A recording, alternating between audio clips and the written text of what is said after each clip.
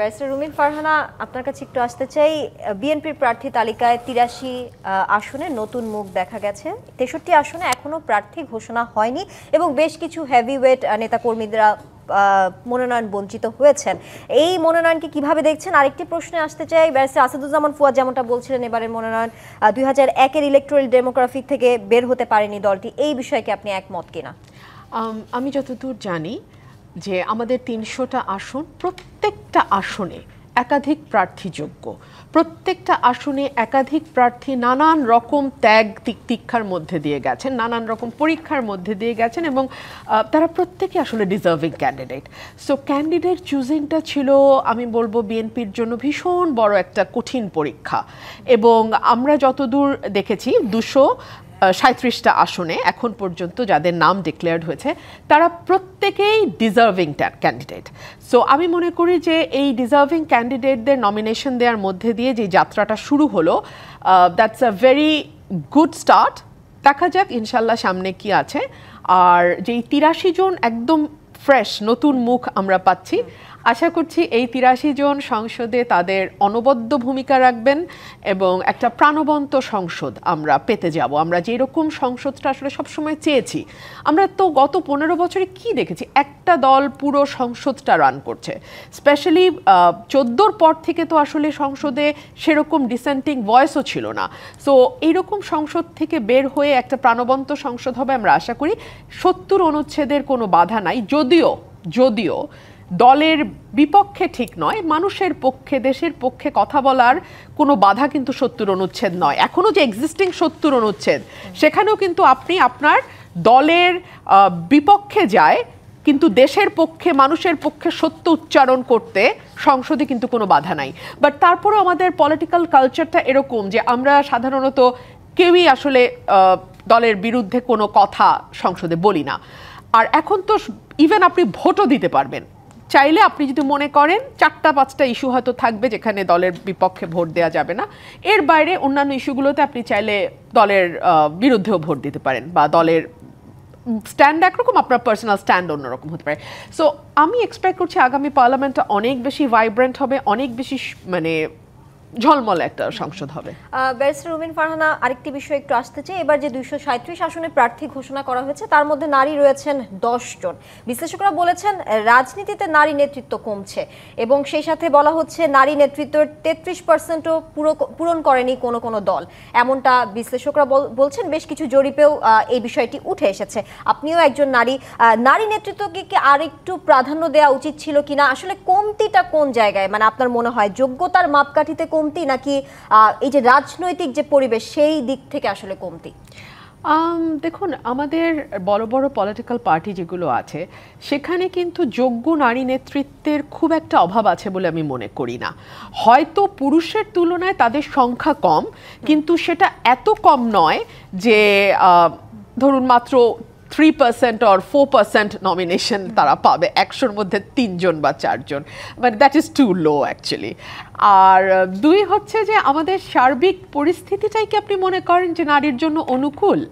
একজন নারী যিনি শিক্ষিতা, যার একটা ডিগনিফাইড প্রফেশন আছে, যে একটা ভালো ফ্যামিলিতে বিলং করে, তিনি এই নোংরার মধ্যে নামবেন কেন? রাজনীতিটা তো এখন একটা ডাস্টবিনের মতন হয়ে গেছে, মানে, এবং স্পেশালি এখন সোশ্যাল মিডিয়া এসে এবং সবার হাতে হাতে সেলফোন চলে যাওয়ার পরে, বট আইডি, এআই আসার পরে, it's an absolutely a dustbin. তো একটা ভদ্র ফ্যামিলির এডুকেটেড মেয়ে who has a very bright future ahead, উনি কেন পলিটিক্সে আসতে যাবেন, তাই না? সো এই সব কিছু বিবেচনায় যদি কেউ চলেও আসে, দলগুলো হয়তো অত আস্থা রাখতে পারে না, আমি ঠিক জানি না কেন। জি, আপনাকে ধন্যবাদ রুমিন ফারহানা। এবারে আপনার কাছে আসতে চাই, এনসিপির মুখ্য সমন্বয়ক নাসিরউদ্দিন পাটোয়ারির দুটো বক্তব্য ঘিরে আপনার কাছে প্রশ্ন রাখতে চাই। প্রথমত উনি বলেছেন বড় দলগুলো ছোট দলগুলোকে একীভূত করে রাজতন্ত্র কায়েম করতে চায় এবং এই জন্যই জোটের যে বিরোধিতা, আরপিও সংশোধনের যে বিরোধিতা, সেই বিষয়টি উঠে আসছে, এমনটা তার মন্তব্য। আসলে তাহলে কি এই রাজতন্ত্র কায়েমের জন্য আরপিও সংশোধনের যে বিরোধিতা সেটা আপনারা করেছেন কিনা, এটা রাখতে চাই। আবার তিনি বলেছেন বিএনপির প্রার্থী তালিকায় তরুণ যে নেতৃত্ব সেটাকে বাদ দিয়ে গডফাদারদের আধিপত্য দেয়া হয়েছে। এই বিষয়টিকে আপনি কিভাবে মূল্যায়ন করবেন? প্রথম যে প্রশ্নটি, সেটি সম্ভবত জোটের প্রার্থী হবেন এবার যারা, তাদের যদি দলের নিবন্ধন থাকে তাদেরকে নিজের দলের মার্কায় নির্বাচন করতে হবে। সো এই বিষয়টির পক্ষে বিপক্ষে দুরকমই যুক্তি আছে।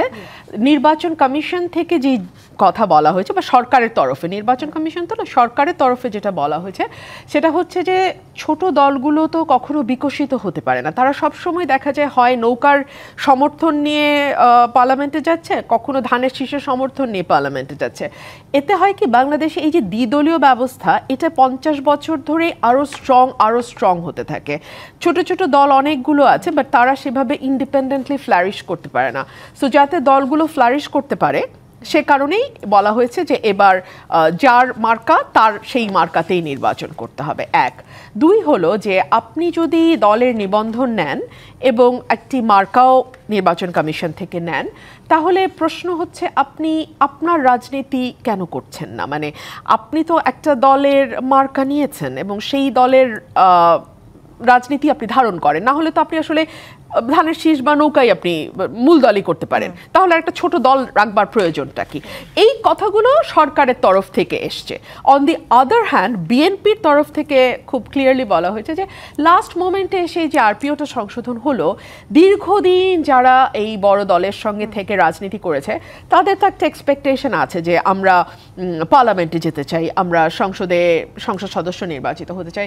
সো সেই এক্সপেকটেশন থেকে হয়তো তারা বড় দলগুলোর সঙ্গে জোট করেছে এবং বড় দলগুলো একসময় দেখিয়েছে যে আমার সাথে এতগুলো রাজনৈতিক দল আছে, এতগুলো দল মিলে একটা জোট তৈরি হয়েছে। সো এটার বোথ ওয়েতেই এটার আর্গুমেন্ট আছে। আর গডফাদারের ব্যাপারে উনি যদি স্পষ্ট করতেন যে আমি মানে 237 জনের মধ্যে কাকে উনি গডফাদার বলছেন, আমি তো কোনো গডফাদার দেখছি না। যে তালিকাটা আমাদের প্রকাশিত হয়েছে সেখানে আমার জানা মতে তো আমি কোনো গডফাদার দেখিনি। ব্যারিস্টার রুমিন ফারহানা, আরেকটি বিষয়ে জানতে চাই, এই যে এনসিপির থেকে বলা হয়েছে যারা মনোনয়ন বঞ্চিত হয়েছেন তাদেরকে তারা স্বাগত জানাচ্ছেন, ছাত্রদল যুবদল তাদেরকে, এই তো তরুণ যার নেতৃত্বকে বাদ দেওয়া হয়েছে তাদেরকে এনসিপির পক্ষ থেকে স্বাগত জানানো হয়েছে। তাহলে এটার মানে কি এটা দ্বারা এনসিপি এখন বিএনপির ছাঁটাই ক্যাম্প হিসেবে গণ্য করা হবে, নাকি এটা তাদের আসলে নতুন রাজনৈতিক কোনো কৌশল আপনি দেখতে পাচ্ছেন? কি বলবেন? আমি এটাকে কৌশল হিসেবেই দেখি, এবং আমরা তো প্রতিদিনই দেখি যে এক দল থেকে লোক আরেক দলে জয়েন করছে। আমরা দেখি যে বেশ ফুল টুল দিয়ে নতুন দলেও বরণ করেও নেওয়া হচ্ছে। এটা সব দলের মধ্যেই হচ্ছে, এই দল থেকে ওই দলে যাচ্ছে, ওই দল থেকে এই দলে আসছে।